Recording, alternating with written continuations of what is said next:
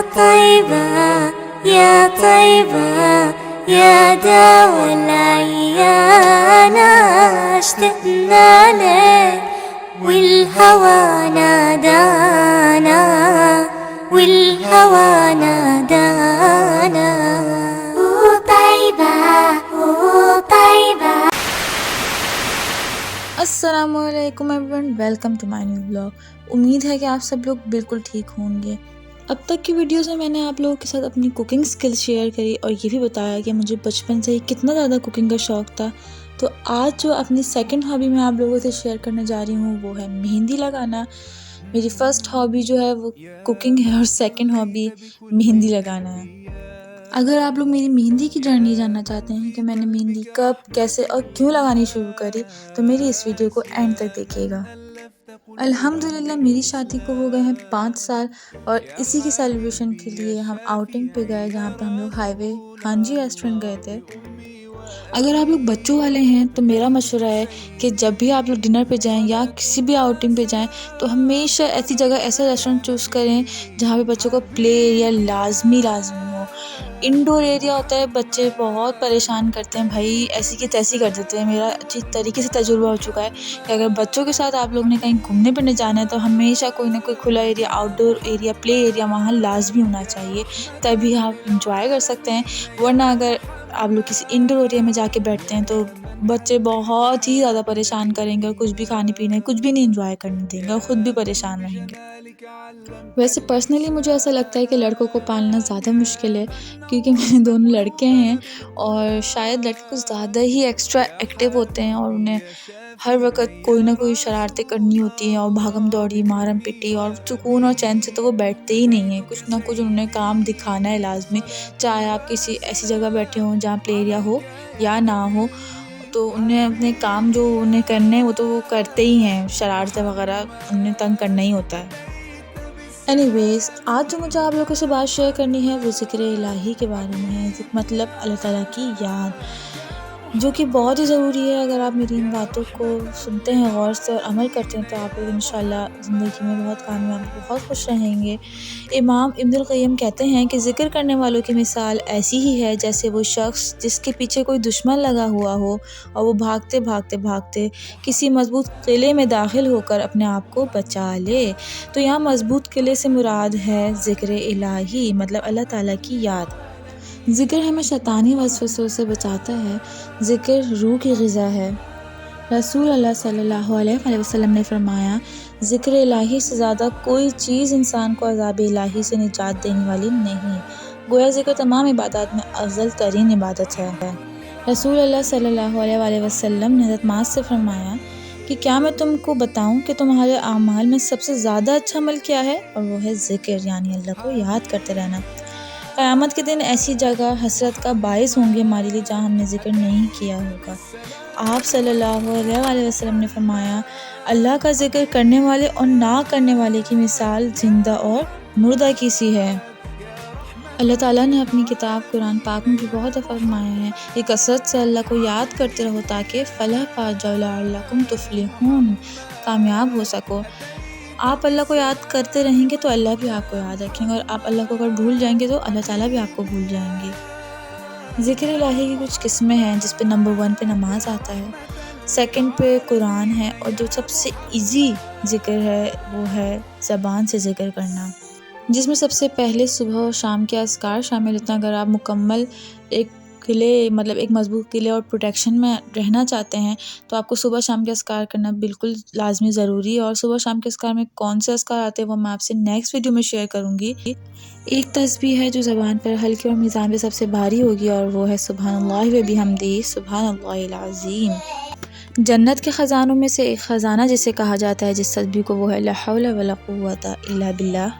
इसके अलावा छोटे छोटे ज़िक्र जैसे ला इलाहा इल्लल्लाह, अल्लाहु अकबर, सुभान अल्लाह, अल्हम्दुलिल्लाह, ये सब इतने इजी हैं और अस्तग़फिरुल्लाह ख़ास तौर पर हम कोई भी रोज़मर्रा अपनी ज़िंदगी के काम कर रहे हैं, चाहे रोटी पका रहे हैं, खाना पका रहे हैं, बच्चों के काम हैं और इसके अलावा 100 काम होते हैं अपने घर के।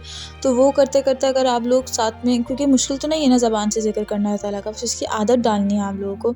और अगर साथ-साथ आप लोग अपने घर के कामों के साथ-साथ अगर ज़िक्र भी करते रहेंगे इन तस्बीहात का, तो इसका फ़ायदा ये होगा जो आपके रोज़मर्रा के अपने काम हैं वो भी आपके इबादत में शामिल हो जाएंगे।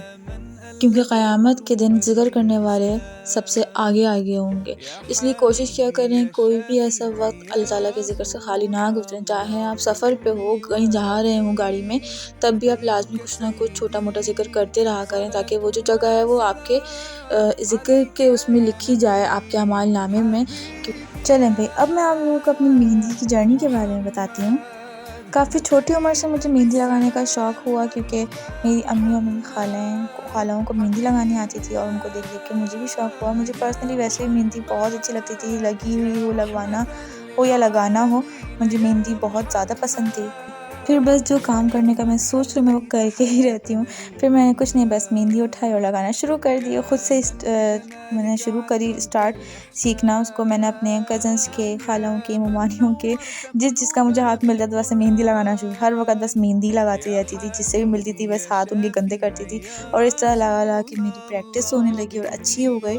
और फिर मैंने अपनी मेहंदी को मज़ीद अच्छा करने के लिए मैंने इसका कोर्स भी करा मेमन फाउंडेशन से मेहंदी का। अब तकरीबन मुझे मेहंदी लगाते हुए अल्हम्दुलिल्लाह 9 साल हो गए। मेरा फ़ेसबुक पे और इंस्टाग्राम पे पेज भी है, हैना बाय मनाहिल के नाम से, आप लोग खुद आके फ़ॉलो करें। अब तक जितनी भी मैंने 9 सालों में मेहंदियाँ लगाई हैं उसकी वीडियो मैं अपने चैनल पे शेयर कर चुकी हूँ। आप जाके देख सकते हैं पार्ट 1 और पार्ट 2 भी। काफ़ी लोग मेहंदी लगाने को एक अंडररेटेड काम समझते हैं, लेकिन सच ये है कि मेहंदी लगाना एक वाक़ई में एक बहुत अच्छा टैलेंट है और हर कोई ये नहीं कर सकता। जिसको शौक़ हो और वाक़ई जुस्तजू हो करने की, और वही सीख सकता है, वही कर सकता है कि, और इसमें बस प्रैक्टिस चाहिए आपको। Practice makes perfect. शादी से पहले मैं हर वक्त मेहंदी लगाती रहती थी, बिल्कुल प्रैक्टिस में रहती थी। और अब जब मेरी शादी हो गई और 2 बच्चे हो गए, उसके बाद मुझे इतना टाइम नहीं मिलता मेहंदी लगाने का। तो जब मैं अपना टाइम बाद लगाती हूँ तो थोड़ा-सा मेरा हाथ डिस्टर्ब हो जाता है। अब जो ये मेहंदी लगा रही हूँ मैं अपनी बहन के लगा रही हूँ और बहुत टाइम बाद, काफ़ी महीनों बाद लगा रही थी, तो हाथ थोड़ा-सा डिस्टर्ब हुआ था। और जो मेहंदी कोन थी वो भी कुछ सही नहीं थी, मतलब मेहंदी कुछ मेल्ट हो रही थी, जिसकी वजह से डिज़ाइन मेरा सारा मिक्स हो रहा था।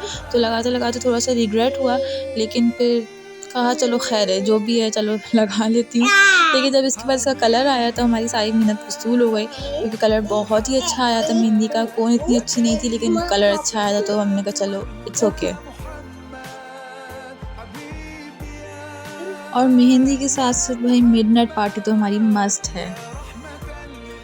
मैंने हर तरीके की मेहंदियाँ लगाई हुई हैं, ब्राइडल मेहंदी भी लगाई हुई है।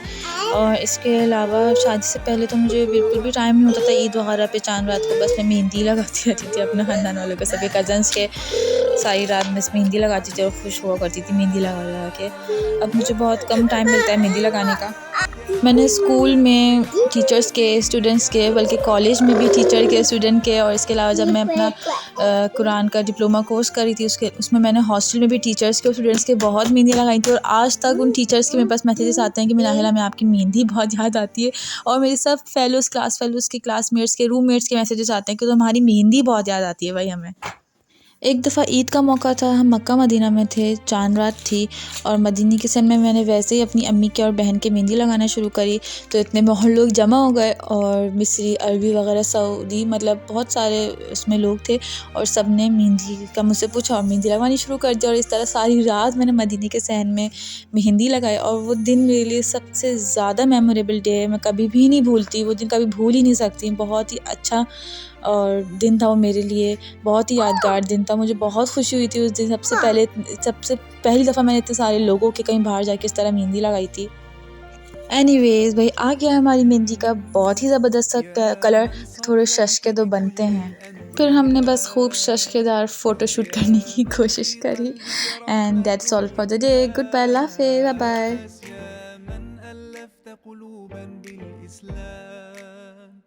يا حبيبي يا شافعي يا